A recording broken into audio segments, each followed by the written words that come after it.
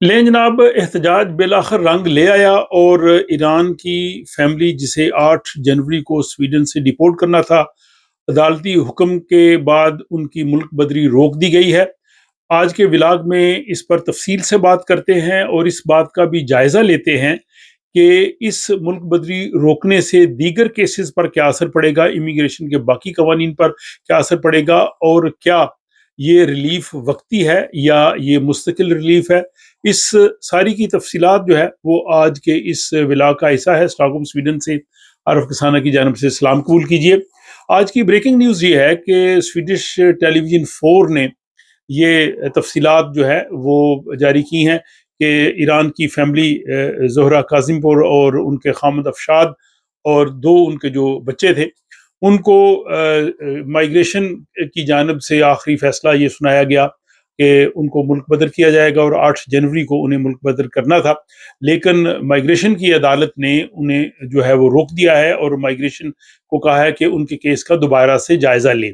इस सब का पस मंज़र ये है कि ज़ोहरा काज़िमपुर और उनके खामद अफशाद दोनों यहाँ सेहत के शोबे में काम करते हैं, जिनकी स्वीडन में आजकल काफ़ी ज़रूरत है। ये ख़ानदान 9 साल पहले स्वीडन आया था। उन्होंने स्वीडन में आने के बाद जो है वो असाइलम की दरख्वास्त दी, लेकिन उनकी दरख्वास्त जो है वो मुस्तरद हो गई। इसके बाद उन्होंने एक कानूनी रास्ता इख्तियार किया जो उस वक़्त कानून में मौजूद था, कि जिसको ट्रैक चेंज कहते हैं, कि आप अपना जो है वो स्पोर बिते यानी आप ट्रैक चेंज कर लें और वर्क परमिट हासिल कर लें।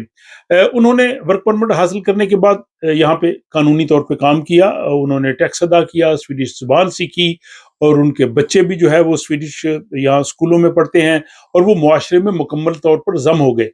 अब मामला उस वक़्त उनके लिए पैदा हुआ जब पिछले साल अप्रैल की पहली तारीख से हुकूमत ने एक कानून जो है वो नाफ़िज़ किया कि जिसमें ट्रैक चेंज यानी स्पोर बिते का कानून ख़त्म कर दिया गया है। लेकिन मसला उनके लिए ये पैदा हुआ कि ये जो कानून हुकूमत ने जो है वो मंजूर किया, ये इसमें जो पहले से जिन लोगों के पास यहाँ पे रहने की इजाज़त थी, उन पे भी ये लागू किया गया। यानी रेट्रोएक्टिव इसका जो इतलाक था, उसकी वजह से जो पुराने केसेस हैं वो भी इसकी ज़द में आए और वो भी जो है वो उस कानून का जो है वो शिकार हुए। और फिर 22 नवंबर को माइग्रेशन एजेंसी ने अपना आखिरी फैसला सुनाया और उन्हें कहा जी कि वो जो है वो स्वीडन से चले जाएं और 8 जनवरी की तारीख मुकर्रर की गई। इन इस फैमिली के दो बच्चे हैं, एक की उम्र 15 साल है और दूसरे बच्चे की 7 साल है।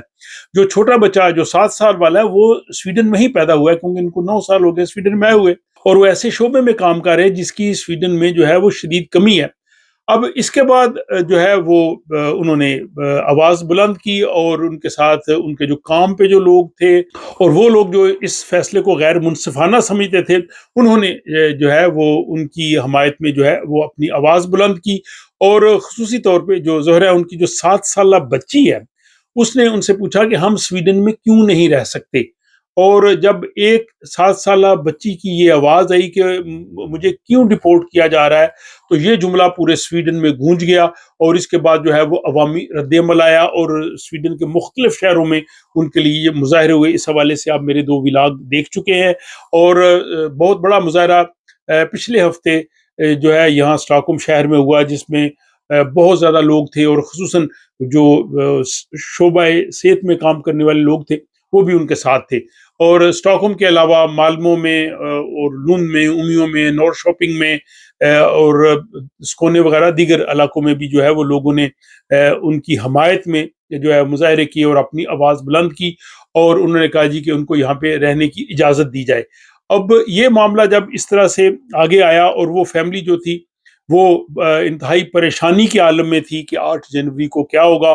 और इसके बाद ये जो सारी सूरत हाल थी, इसमें जो माइग्रेशन की अदालत है, उन्होंने जो है वो उनको यहाँ पे रुकने का हुक्म जारी किया। तो उनके लिए पूरे स्वीडन में हर जगह से आवाज़ उठी। लेकिन दूसरी जानब जो स्वीडिश डेमोक्रेट पार्टी एसडी, उसके इमिग्रेशन के तर्जमान ने कहा कि ये ख़ानदान खुद अपनी जो है वो कानूनी सूरत हाल का ज़िम्मेदार है और जो कुछ कानून में लिखा है उस पे अमल दरामद होना चाहिए और कानून कानून होता है, चाहे उसके नताइज कितने ही सख्त हों।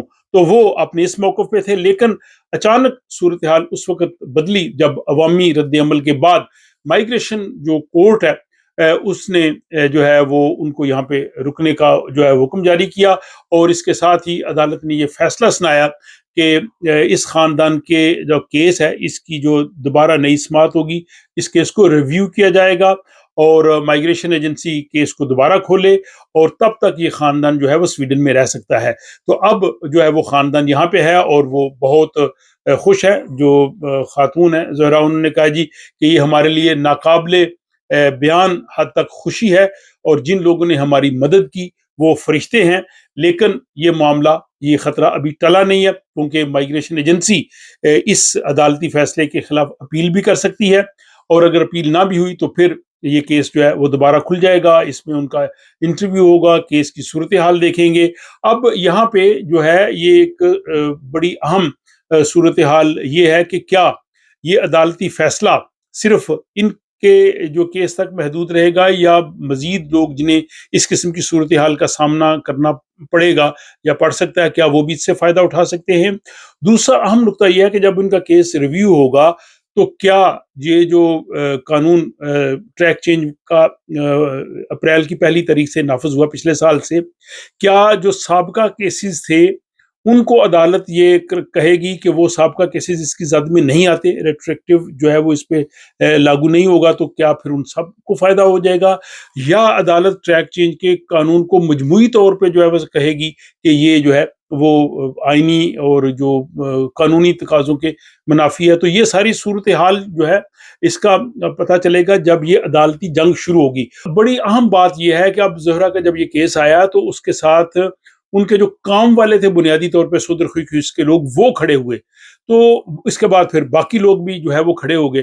تو یہاں ایک اہم چیز ہمارے لوگوں کو مد نظر رکھنی چاہیے کہ جہاں آپ کام کرتے ہیں وہاں اپنی ریپوٹیشن اچھی رکھیں، تاکہ اگر کسی قسم کی بھی کوئی صورتحال پیدا ہو تو آپ کے کام والے لوگ آپ کے ساتھ کھڑے ہو سکیں، آپ کی سپورٹ کریں۔ تو یہ بہت اہم چیز ہے کہ ہمیں یہاں پہ اپنی جو ہے وہ ساکھ، اپنی ریپوٹیشن، اپنا کردار اس قسم کا رکھنا چاہیے کہ اگر کوئی بھی ایسی ناگہانی صورتحال کسی کے ساتھ ہوتی ہے تو جاب والے لوگ جو ہے وہ اس طرح سے ساتھ دیں جس طرح زہرا اور افشاد کے جاب والے جو لوگ تھے انہوں نے ساتھ دیا، اور اس کے بعد پھر باقی لوگوں نے بھی ساتھ دیا۔